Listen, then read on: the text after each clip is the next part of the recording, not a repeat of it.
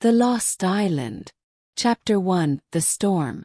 It was a sunny morning when Mia, Tom, and their friend Leo left the small port in a white boat. They wanted to visit a quiet island far from the city. The sea was calm, the air was fresh, and the sky was blue. "Today is perfect," Mia said with a smile. Tom checked the map.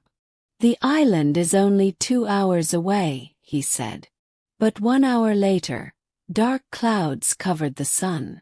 The wind grew strong. The sea became wild.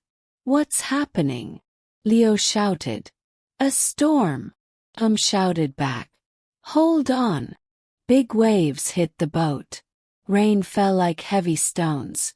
The wind screamed.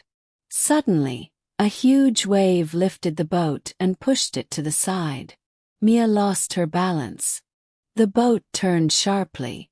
Everyone screamed. After a long time, the storm stopped. The boat was broken. The engine did not work. "We can't go back," Tom said. "Look." Mia pointed. In the distance there was an island. Chapter 2. The Strange Island. They reached the island in the afternoon. The beach was wide and white. The trees were tall and green.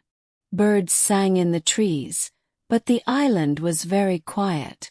"This place is beautiful," Leo said. "But where are the people?" They walked along the beach and found no houses, no boats, no people. "We need food and water," Tom said. "Let's look inside the forest." They went into the forest. It was dark. The air was wet and warm. Strange flowers grew on the ground. They heard the sound of water and followed it to a small waterfall. "Fresh water," Mia said happily. They drank the water and filled their bottles. Then they saw something strange. A piece of wood with old letters. "What is this?" Leo asked. Mia read it. "Beware the night." "What does it mean?" Chapter 3: Shadows in the Dark. They decided to stay near the waterfall. They made a small fire and cooked fish that Leo caught. When the sun went down, the forest changed. The birds stopped singing. The air became colder. From far away they heard a low sound like someone walking. "Did you hear that?" Mia whispered. "Yes," Tom said. "Stay close to the fire." The sound came closer. The shadows between the trees moved. Something big was watching them. Suddenly, 2 yellow eyes shone in the dark. "What is that?" Leo shouted. The eyes disappeared. The sound of steps moved away. "We are not alone," Mia said, her voice shaking. Chapter 4: The Old Hut. In the morning they decided to explore more. Deep in the forest, they found an old hut made of wood and stone. The roof was broken, but inside they found strange things.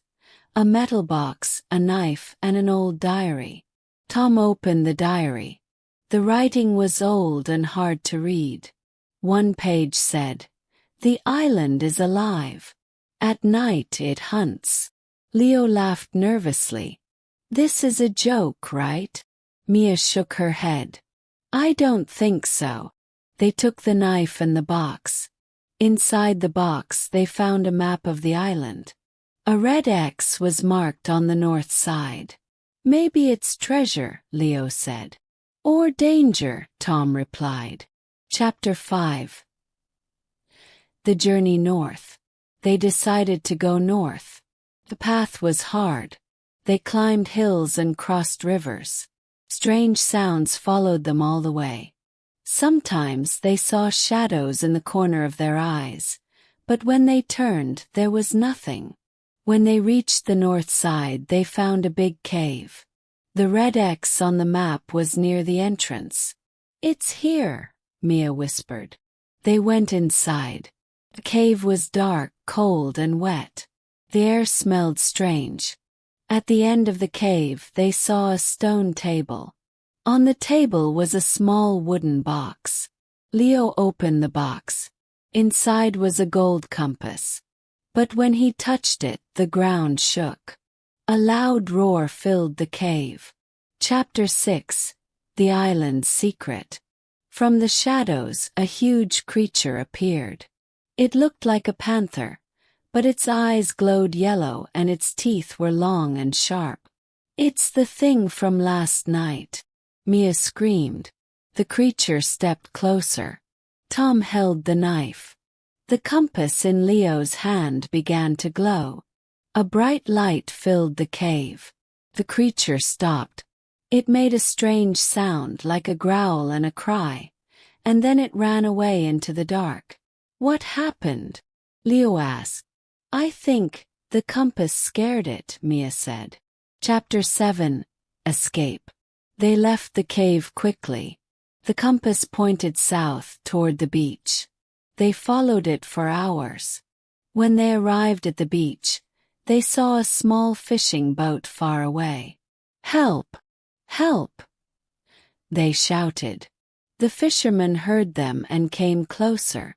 Soon they were safe on the boat, leaving the island behind. Epilogue.